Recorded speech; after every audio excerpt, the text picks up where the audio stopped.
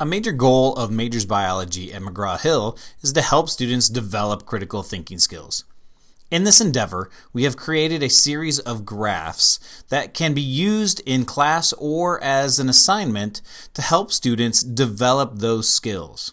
What I'm going to show you is a series of screenshots, and the screenshots are set up because we're still in development of these particular graphs, but that is the reason why we're reaching out to you as the instructor to give us feedback. Are we going in the right direction? So let me show you a little bit about this specific graph. This one is biomes. And so you can see on the left side is the big graph itself. A student can click on that specific piece of the graph, and in this case it's tropical rainforest.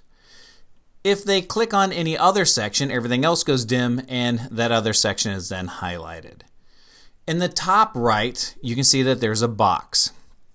In that box, they can choose to do a slider bar that allows them to kind of slide based on annual temperature and then annual average precipitation, and then that will also help them choose the area of the biomes that they're going to be looking at. In the bottom right box, you can see that there are three things that a student can click between. One is data, the other one is climograph, the other one is a map. In this case, we're looking at the data. It's telling us about the tropical rainforest. It's giving us the information about it. If we click on the map, then what it's going to do is it's going to show us that here's the world and here is the distribution of rainforests. If you go back into the top right box, you can see that if I had clicked on by biome, you could click on a specific one and it would take you and give you all the information based on that.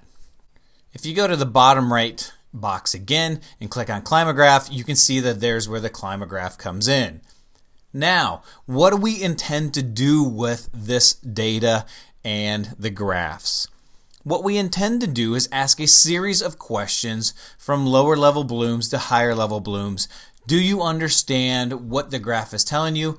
To can you evaluate? Can you do predictions based on what the graph is telling you? These are important skills that students have a hard time applying to a graphic situation. And that's one of our goals, is to help them develop this skill set.